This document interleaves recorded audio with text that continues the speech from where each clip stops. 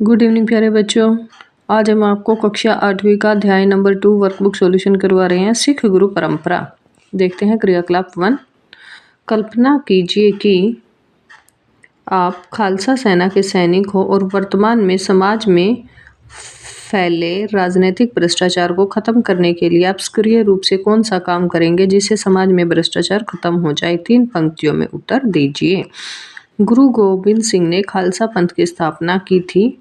1699 में तख्त केशगढ़ साहब आनंदपुर में पंच प्यारों को अमृत चखाकर इस पंथ की स्थापना की गई थी। इस पंथ में अगर कोई किसी तरह का भ्रष्टाचार करता है तो उसकी जान की परवाह किए बिना मुकाबला करना, चाहे शीश क्यों न कटाना पड़े। अगर मैं इस पंथ में होता तो मैं भी अपने देश और अपने धर्म की रक्षा के लिए ऐसा ही करता। कल्पना कीजिए कि आप सिखों के धार्मिक स्थल पर सेवक की भूमिका निभा रहे हो, तो उस स्थान पर आपके क्या क्या कर्तव्य होंगे। सिख धर्म का मूल उद्देश्य सेवा और सीख है। ये धर्म लोगों की सेवा करना सीखता है। यही मेरे कर्तव्य होंगे।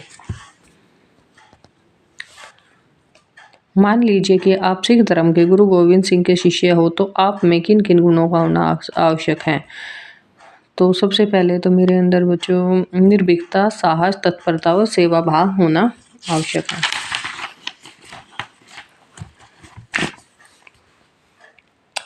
ननकाना साहब, तो उचित मिलान करना है। ननकाना साहब गुरु नानक देव, गुरुमुखी लिपि है गुरु अंगद देव, और गुरु ग्रंथ साहिब गुरु अर्जुन देव। खालसा पंथ गुरु गोविंद सिंह। मंजी प्रथा है गुरु अमरदास, और अमृतसर की स्थापना की थी गुरु रामदास ने।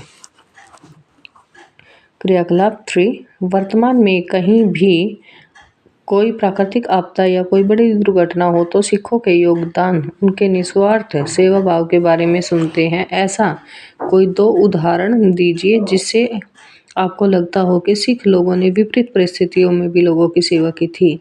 किसान आंदोलन में हाल ही में दिल्ली के अंदर सेवा भाव दिखाया था उन्होंने। कोरोना काल में लोगों का निस्वार्थ भाव से उन्होंने सेवा की थी। भारत में किसी भी प्राकृतिक आपदा में सिख लोग हाजिर रहते हैं। आपके आसपास के गुरुद्वारे में जाकर सुबह से शाम तक होने वाली गतिविधियों को देखकर चित्र सही प्रोजेक्ट तैयार कीजिए। तो बच्चों, आपको गुरुद्वारे जाना है और वहां जाकर वहां की एक्टिविटी को, सभी गतिविधियों को नोट करना और इसमें लिखना है। क्रियाकलाप 4। सही उत्तर पर निशान लगाना है। गुरु नानक देव का जन्म हुआ था 1469 में। कौन से गुरु ने लंगर व्यवस्था को अधिक व्यापक रूप दिया था। गुरु अंगद देव ने। खालसा पंथ की स्थापना हुई थी 1699 में। गुरु ग्रंथ साहिब के प्रभु का नाम वाहे गुरु के साथ साथ और किन किन नामों से उल्लेखित है। हरि और राम के नाम से। कौन सिख धर्म के गोविंदवाल में एक बावड़ी की नींव रखी थी। गुरु रामदास ने। गुरु द्वारा शीशगंज का संबंध किस सिख गुरु शहीदी से जुड़ा हुआ। गुरु तेग बहादुर से। कौन से सिख गुरु के बड़े पुत्र अजीत सिंह और जुझार सिंह लड़ते हुए वीरगति को प्राप्त हो गए थे। गुरु गोविंद सिंह। मुगल बादशाह जहांगीर ने किस सिख गुरु को शहीद किया था। गुरु अर्जुन देव को। कौन से सिख गुरु ने 2 तलवारें मीरी और पीरी धारण की, जो आध्यात्मिक और सांसारिक पक्षों की प्रतीक थी। गुरु हरगोविंद ने। बाल गुरु किस सिख गुरु को कहा जाता है। हरकिशन को कहा जाता है। तो बच्चों, नीचे एक चित्र दिया हुआ है, तो ये चित्र है हमारा गोल्डन टेम्पल या स्वर्ण मंदिर का है। इसके बारे में हमने लिखना है। यह स्वर्ण मंदिर सिख धर्म का सबसे पावन और प्रमुख स्थल है। इसे श्री हरमिंदर साहिब दरबार साहिब के नाम से भी जाना जाता है। 1588 में दरबार साहिब की नींव सिखों के चौथे गुरु रामदास जी ने रखवाई थी। क्रियाकलाप 6।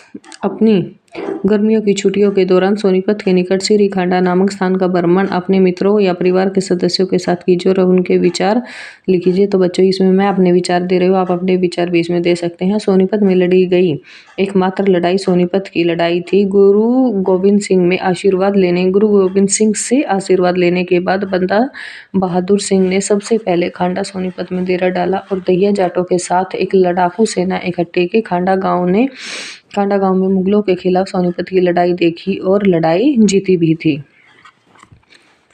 आपने किसी भंडारे की व्यवस्था में भाग लिया होगा, यह लंगर व्यवस्था से कितना मिलती है। दोनों व्यवस्था लगभग समान है क्योंकि इन दोनों में किसी भी व्यक्ति के साथ बिना भेदभाव के पेट भरकर खाना खिलाते हैं। दोनों में ही शाकाहारी भोजन बनाया जाता है। भाषा और संस्कृति में भेद होने के कारण इन दोनों के नाम अलग अलग हैं। नीचे दिए गए शब्दों की सहायता लेकर रिक्त स्थान भरने हैं। गुरु तेग बहादुर की पत्नी का नाम था गुजरी देवी। धर्मदास जट हस्तिनापुर के रहने वाले थे। गुरु नानक का विवाह हुआ था सुलखनी से हुआ था। हिम्मत राय कहर जगन्नाथपुरी के रहने वाले थे। बंदा बहादुर का जन्म राजौरी में 1670 ईस्वी में हुआ था। क्रियाकलाप 8। जजिया कर के बारे में आप क्या जानते हैं। जजिया कर एक प्रकार का धार्मिक कर था जिसे गैर मुस्लिम लोगों पर लगाया जाता था। गुरु नानक साहिब के 2 प्रमुख साथियों के नाम है बाला और मर्दाना। गुरु अंगद देव जी के 2 प्रमुख कार्य लिखे। गुरु नानक देव जी की वाणी का इन्होंने संकलन किया था। लंगर व्यवस्था को इन्होंने व्यापक रूप प्रदान किया था। गुरु अर्जुन देव द्वारा स्थापित 2 नगरों के नाम लिखेंगे। रावी और व्यास नदियों के बीच तरनतारा नगर और जालंधर के निकट करतारपुर नगर की स्थापना इन्होंने की थी। क्रियाकलाप 9। गुरु गोविंद सिंह ने खालसा पंथ की स्थापना करके सिखों के लिए कौन कौन से 5 प्रतीक अनिवार्य किए थे। केश, कृपाण, कड़ा, कंगा और कच्छा।